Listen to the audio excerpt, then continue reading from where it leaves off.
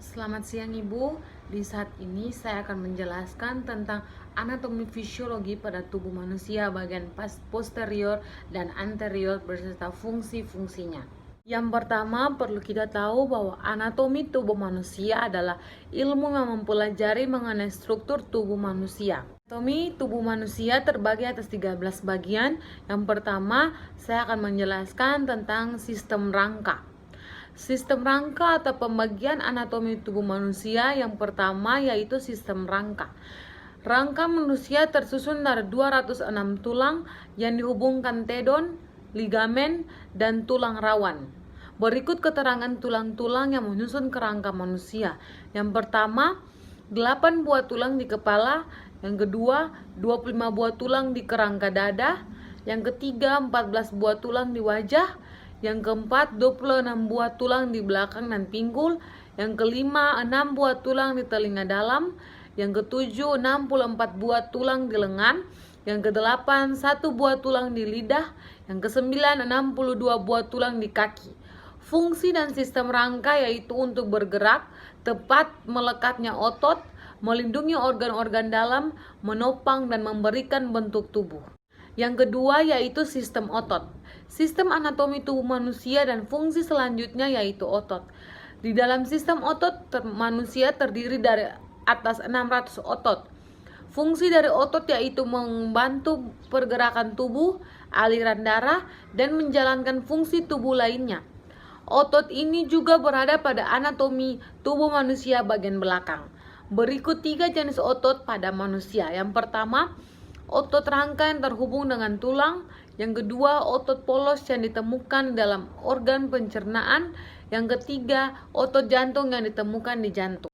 Yang ketiga, sistem pencernaan. Sistem pencernaan melibatkan organ-organ yang disebut sebagai saluran pencernaan. Saluran pencernaan dimulai dari organ yang ada di mulut sehingga usus besar. Akhir dari sistem pencernaan yaitu menghasilkan urin dan feses yang dibuang melalui anus. Fungsi dari sistem pencernaan adalah untuk memproses makanan menjadi zat-zat gizi yang dibutuhkan tubuh. Yang keempat, sistem peredaran darah. Sistem peredaran darah memiliki 3 fungsi, yaitu 1. Mengedarkan darah ke seluruh tubuh. 2. Melindungi tubuh melalui sel darah putih dan melawan kuman yang telah masuk ke dalam tubuh. Yang ketiga, mempertahankan homeostasis atau keseimbangan kondisi tubuh pada beberapa kondisi internal. Yang kelima, sistem endokrin. Sistem endokrin terdiri dari beberapa kelenjar yang mengeluarkan hormon ke dalam darah. Kelenjar tersebut yaitu hipotalamus, kelenjar pituitari, kelenjar pineal, kelenjar tiroid, kelenjar paratiroid, kelenjar adrenal, pankreas, dan kelenjar kelamin. Kelenjar tersebut akan bekerja sesuai dengan rangsangan yang diterima dari sistem saraf pusat dan reseptor kimiawi di dalam darah dan hormon yang diproduksi oleh kelenjar lain. Yang keenam, sistem saraf. Sistem anatomi manusia selanjutnya yaitu sistem saraf. Sistem saraf memiliki fungsi untuk mengumpulkan, mengirimkan, dan memproses informasi dalam otak dan saraf. Sistem saraf manusia terdiri dari saraf pusat dan saraf tepi. Yang ketujuh, sistem pernafasan. Sistem pernafasan berfungsi untuk menyediakan oksigen ke seluruh tubuh, mengeluarkan karbon dioksida serta produk limbah lainnya yang dapat mematikan jika dibiarkan menumpuk. Terdapat 3 bagian dari sistem pernafasan utamanya yaitu yang pertama, saluran napas. Fungsinya membawa udara melewati hidung menuju paru-paru. Saluran napas terdiri dari hidung, mulut, faring, laring, trankea, bronkus, dan bronkiolus. Yang kedua, paru-paru fungsinya untuk pertukaran oksigen ke dalam tubuh dan karbon dioksida keluar tubuh. Otot respirasi termasuk diafragma dan otot interkostal yang bekerja sama memompa, mendorong udara masuk dan keluar dari paru-paru saat bernafas. Yang kedelapan, sistem kekebalan tubuh. Sistem kekebalan tubuh berfungsi untuk mempertahankan tubuh terhadap bakteri, virus, dan patogen lainnya yang berbahaya. Getah bening, limpa, sumsum tulang limfosit atau termasuk sel B dan sel T, timus, dan leukosit termasuk dalam sistem kekebalan tubuh. Yang Yang kesembilan, sistem limfatik.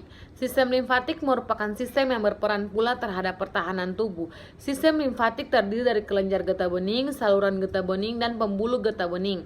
Tugas utamanya yaitu membuat dan menyalurkan getah bening yang dapat membantu tubuh melawan infeksi. 10. Sistem ekskresi. Sistem ekskresi berfungsi untuk mengeluarkan zat sisa yang tidak dibutuhkan lagi oleh manusia. Organ-organ ekskresi terdiri dari ginjal, hati, kulit, dan paru-paru. Organ ini berfungsi mengeluarkan empedu kulit berfungsi untuk mengeluarkan keringat, dan paru-paru mengeluarkan uap air dan karbon dioksida. Ke-11, sistem urinaria. Sistem urinaria atau perkemihan juga termasuk sistem ekskresi. Tetapi sistem urinaria terdiri dari ginjal, ureter, kandung kemih, dan uretra. 12. Sistem reproduksi. Sistem reproduksi manusia terdiri dari dua jenis, yaitu sistem reproduksi wanita dan pria. Kedua jenis tersebut sama-sama berfungsi untuk menghasilkan keturunan.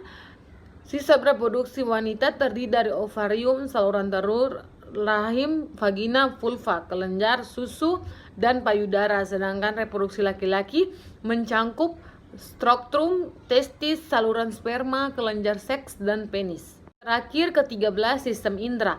Anatomi tubuh manusia yang terakhir yaitu sistem indera yang berfungsi sebagai penerima rangsangan yang berasal dari lingkungan sekitarnya. Terdapat 5 sistem indera yang disebut pancar indera dengan tugasnya masing-masing. Yang pertama, indera penglihatan dengan menggunakan mata. Yang kedua, indera pendengaran dengan menggunakan telinga. Yang ketiga, indera penciuman melalui hidung. Yang keempat, indera peraba dan dapat dirasakan melalui kulit. Yang kelima, indera pengecap menggunakan lidah.